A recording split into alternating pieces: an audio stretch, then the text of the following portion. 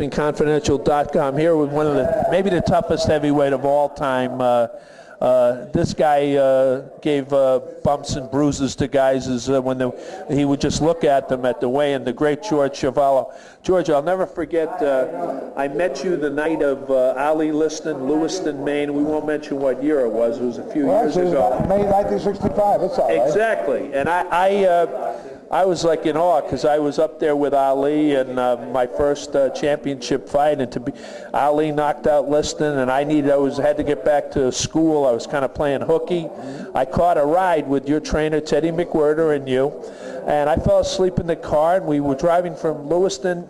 We stopped in Portland, and you guys woke me up and said, "Come on, Mike, we want you to meet a guy in the lobby." So, I mean, I had been around Ali, Liston. I meet George Chuvalo. I go in the lobby, here's a guy about your size, shakes my hand, and he says, "Hey, little partner," and he's got a squeaky voice like Mike Tyson, Rocky Marciano. So this is a fabulous night for me. George, what are you doing these days? Well, Mike, I go around the country. Usually I'm talking about Canada, and I speak about drugs. And my main audience is kids in high school. I also speak to kids in jail. I speak to a lot of young people on the reserve, First Nations, as we call them in Canada, Native Canadian population, and that's what I do. I'm busy most of the year, and I probably make about 150 presentations throughout the year, maybe a little more than that. That's fantastic. You're doing something good and something worthwhile.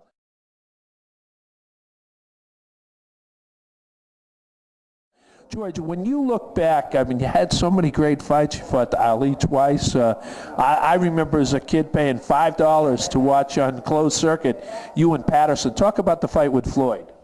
Well, it was a very tough, hard-fought fight. I lost the fight, a very close fight, and I always say it's kind of funny. He collapsed after the fight in the shower. I say he should have collapsed in the ring. It would have been a lot better for me.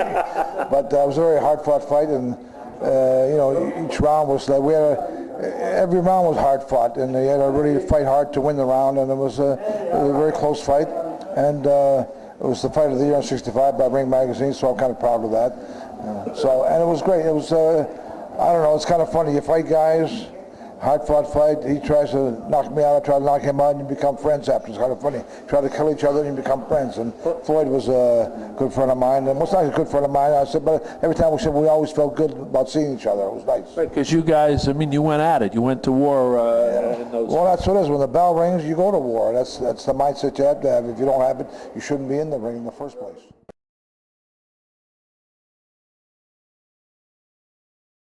You know, I always, Ali gave nicknames to so many of his opponents, and I always thought, look, if Muhammad Ali gave you a nickname, even though it might seem like he's mocking you, it's great.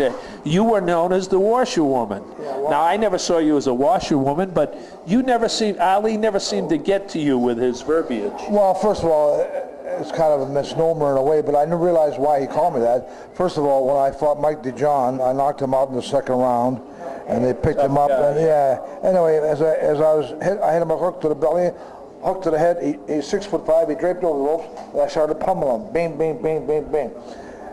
And anyway, as he slithered down the ropes, knocked out, they stopped the fight, and they said they're going to give the round to DeJohn because Mike's back was on the ropes when I hit him. And I was a naughty boy for hitting him when his back was on the ropes. It was a new rule they invented that day in Kentucky. Anyway, he got up, I knocked him down twice in the sixth round. And the second knockdown, sixth round, the referee picked him up, dusted off his gloves, and started with an 8 count. So 1, 2, 3, 5, 6, 7, 8. The fight resumed, and he lasted to the end. But I was lucky to win the fight. I won by split decision. The referee voted a draw. That was a joke. I won every round. I knocked him out twice in the fight, really, to win the fight.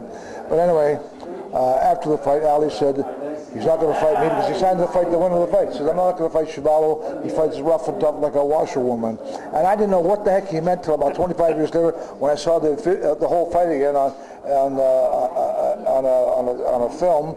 You know, now everybody has films of everything. You know, of all the fights, you're training. Right. But in those days, we didn't have the fight films weren't that readily available. Congratulations. And so anyway, when I saw the fight again 25 years later, I saw why Ali called me the washerwoman. Because when I had him over the ropes, when I had Mike DeJohn over the ropes and started pummeling him, it was like I was doing the scrub board. Okay. That's why I got the washerwoman. You know, when Ali would be taunting and, you know, what he's going to do when he's the greatest and all that, you know, boasting and roasting he used to do. It always struck me that you kind of laughed along with it. Well, it was kind of cute. It was good publicity. It was good for the fight. I never took anything personally because, you know what I mean, because when I see somebody, I fight them, I'm trying to knock them out, I'm trying to kill them in the fight. So they try to do the same to me. And after the fight, we're friends. You know, I've made a lot of friends through fighting. You try to fight and try to kill each other in a way, and after that, become friends. But that's just the nature of the business.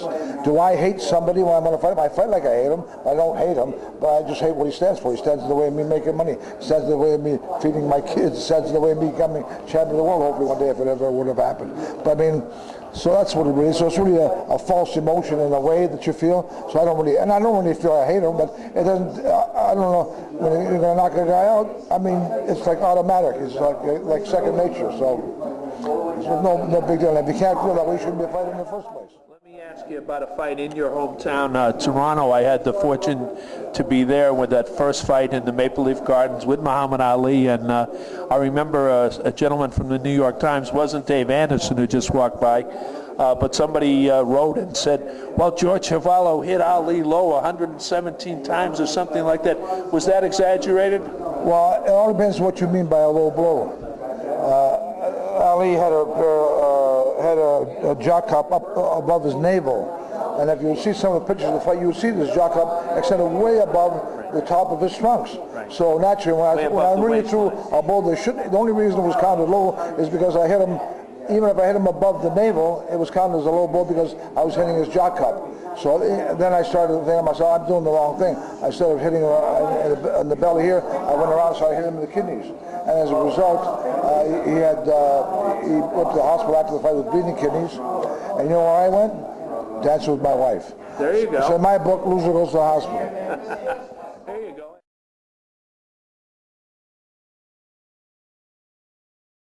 And then you had another fight with Muhammad out west, out in Vancouver. Tell us about the second fight. Well, the second fight was interesting in the sense that, although it wasn't a 15 round, it was a 12 round because Ali wasn't champion then. But Ali wasn't the same fighter that he was in our first match. I could notice a definite difference in his ability.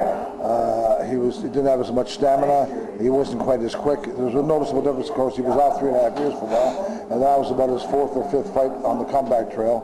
And he wasn't quite the same fighter. I thought he won that fight. To tell you the truth, I mean, to be honest, most people think, oh, what are you talking about? You think you beat Muhammad Ali? Yes, I do. I think I won the second fight. Guy LeBeau did the commentary. Oh, the great commentator. Yeah, except the fact, great commentator, except every time I was hitting Ali with a jab, he never mentioned it once, not once. I mean, most people, selective vision, right. Most people, if you see the fight again, you see how many times I jabbed him, hit him with a jab, and nobody ever makes any commentary during the course of that, throwing the jab and hitting Ali with it. It was kind of cute because I'm not noted as a jabber, but yet I jabbed one of the greatest jabbers of all time. And so in that sense, I take a little pride in that particular fight.